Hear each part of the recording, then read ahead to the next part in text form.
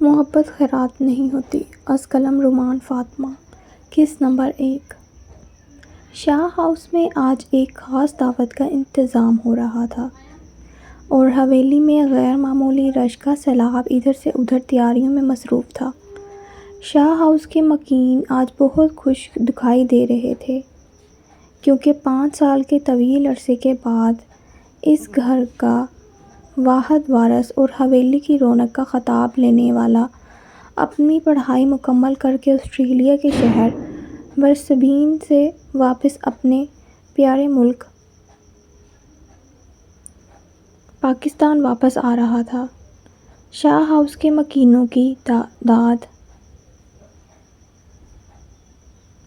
5 تھی، پہلے 6 تھی، مگر اس گھر کے بڑے بیٹے شاہ فارس کی بیوی شادی کے 13 سال بعد وفات پا گئی تھیں۔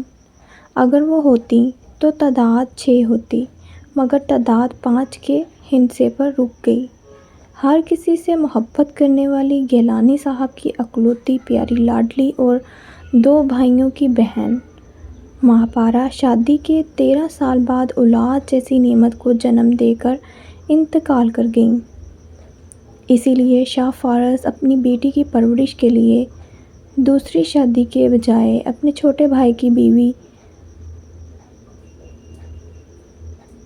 کے ذمہ لگائی، جو ان دونوں میاں بیوی نے خوش دلی سے قبول کی۔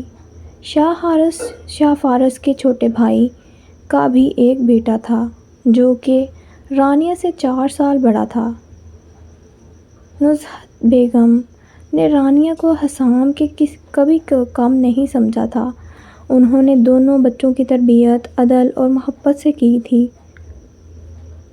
رانیہ نزہت بیگم کی رضاعی بیٹی تھیں اور حسام کی رضاعی بہن، اسی لیے رانیہ نزہت بیگم کو چھوٹی مما کہتی تھیں اور حارث صاحب کو چھوٹے بابا، جبکہ شاہ فارس کو بابا جان کہا کرتی تھیں، اور حسام اس کا اس دنیا میں واحد دوست تھا۔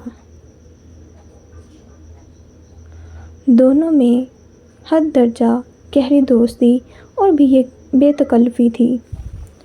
اگر رانیہ حسام کے لیے دل ہتھیلی پر رکھتی تھیں تو حسام بھی رانیہ کے لیے جان دینے کو تیار تھا۔ شاہ ہاؤس کے یہ 5 بشر زندگی کی خوبصورت راہوں پر چل کر سکون کی زندگی بسر کر رہے تھے۔ جہاں محبت کا سکہ چلتا ہو وہاں سکون حکومت کرتا ہے، یہ بات اس گھر کے لوگوں نے ثابت کر دی تھی۔ نزہت بیگم اپنے جیٹھ فارس صاحب سے کچھ پوچھنے ان کے کمرے کی طرف آئی تھیں۔ ان کو کسی سے بات کرتے ہوئے سن کر رکیں۔ وہ کسی سے فون پر دعوت کے انتظام کو زبردست کرنے کی تلقین کرتے ہوئے کہہ رہے تھے، علیان صاحب، میرا بیٹا واپس آ رہا ہے، ایسی شاندار دعوت کا انتظام کریں، لوگ کہیں کہ واقعی اس گھر کا وارث آیا ہے، کوئی کسر نہیں چھوڑنی، میرے بچے کو بہت اسپیشل محسوس کروانا ہے۔ فارس صاحب کی لہجے میں حسام کے لیے محبت دیکھ کر نزہت بیگم نے اس گھر کے مکینوں کی محبت کو نظر بد سے بچنے کی دعا کی اور اندر داخل ہو گئیں۔ نزہت بیگم، بھائی صاحب، وہ ماہپارہ کے گھر والوں کو کارڈ بھجوایا تھا، آپ بھی فون کر کے دعوت دیں انہیں آنے کی، اور ہو سکے تو آپ رانیہ کو لے کر گیلانی ہاؤس خود جا کر دعوت دیں، انہیں اچھا لگے گا۔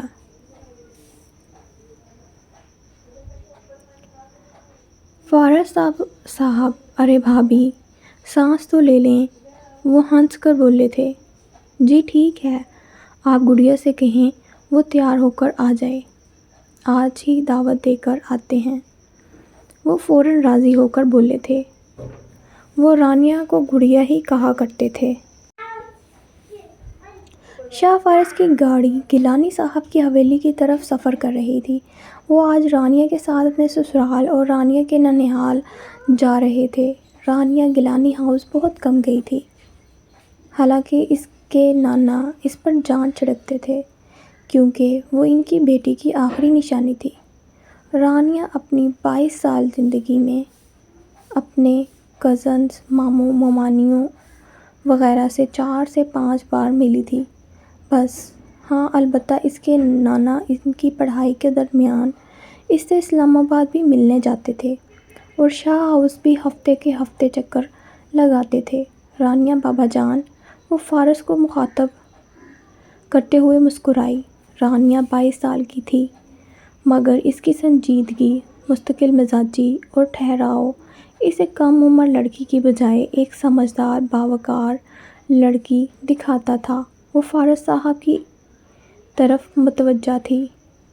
وہ فارس صاحب کی طرح نرم مزاج، سنجیدہ اور سلیقہ مند۔ فارس صاحب جی بیٹا، وہ اس کی طرف پوری طرح متوجہ ہوئے۔ یہ ان کی محبت کا اندازہ تھا۔ وہ رانیہ کی بے معنی باتوں کو بھی پوری توجہ سے سنتے تھے۔ رانیہ بابا جان، یہ سامی کل آ رہا ہے تو دعوت کیوں پرسوں کی دی جا رہی ہے؟ وہ حسام کی ٹائم لائن پر پوسٹ دیکھ کر بولی تھی، جس پر اس نے کل کی تاریخ کا لکھا تھا کہ وہ پاکستان واپس آ رہا ہے۔ فارس صاحب، رانیہ میری گڑیا، موصوف آپ کو پاگل بنا رہے ہیں۔ یہ پرسوں ہی آئیں گے۔ وہ حسام کی شرارت کو جان چکے تھے۔ رانیہ بابا جان، یہ دیکھیں اس کی ٹائم لائن پوسٹ۔ اگر وہ مجھے پاگل بنا رہا ہے تو ٹائم لائن پہ کیوں شیئر کرتا؟ وہ انہیں موبائل پر دکھاتے ہوئے بولی۔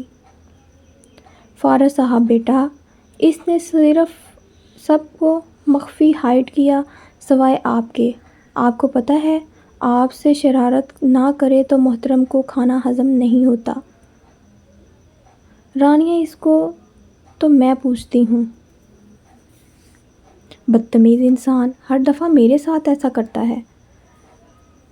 کبھی جلدی کا بتا کے 2 دن انتظار کرواتا تھا اور کبھی دیر سے آنے کا بتا کر سرپرائز دیتا تھا اور پھر ڈرامے شروع کرتا تھا۔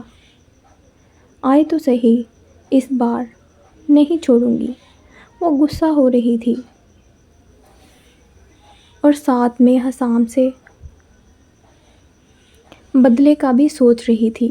گیلانی صاحب بڑے جاگیردار تھے۔ ان کے 2 بیٹے اور 1 بیٹی تھی۔ سب سے بڑے بیٹے کا نام احمد گیلانی تھا، جن کا صرف ایک بیٹا تھا، جو آسٹریلیا میں 2 سال پہلے 6 سال وکالت پڑھ کر واپس آیا تھا۔ ان کا یہ بیٹا گیلانی خاندان کا فخر اور غرور تھا۔ اس کا نام فہد علی گیلانی تھا۔ فہد 28 سال کا ایک باوقار، خوش شکل، ذہین اور خوبصورت نوجوان تھا، جس نے اپنی پڑھائی کے 1 سال بعد اپنی وکالت کی پریکٹس شروع کی اور صرف 1 سال میں اسلام آباد کے وکیلوں کو دانتوں چنے چبوا دیے۔ وہ فہد علی گیلانی تھا، جس نے صرف 28 سال کی عمر میں وکالت میں اپنے نام کا سکہ جما لیا تھا۔ بڑے بڑے رشوت خوروں کو انکار کر کے اپنی ایمانداری سے 1 ہی سال میں 7 کیس جیت کر وہ اسلام آباد کے بڑے بڑے وکیلوں کو پیچھے چھوڑ چکا تھا۔ احمد گیلانی کی پہلی بیوی فہد کی پیدائش کے 6 سال بعد فوت ہو گئی تھیں، تو انہوں نے دوسری شادی گلناز سے کی تھی۔ ان سے کوئی اولاد نہیں ہوئی، اسی لیے وہ فہد کو ہی اپنا بیٹا مانا کرتی تھیں اور فہد نے بھی گلناز بیگم کو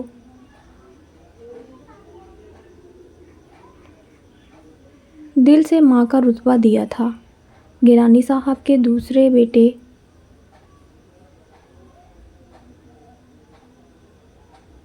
اور احمد صاحب کے چھوٹے بھائی رامیز گیلانی کے 2 بچے تھے، فاریہ اور کشان۔ فاریہ حسام کی عمر کی تھی جبکہ کشان رانیہ کا ہم عمر، یہی کوئی 1-2 سال کا فرق ہوگا۔ فاریہ ایک خوش شکل شرارتی سی 26 سال کی لڑکی تھی۔ اس نے اکنامکس میں ماسٹر کیا تھا۔ اب گھر رہ کر گلناز تائی اور امی زبیدہ بیگم کا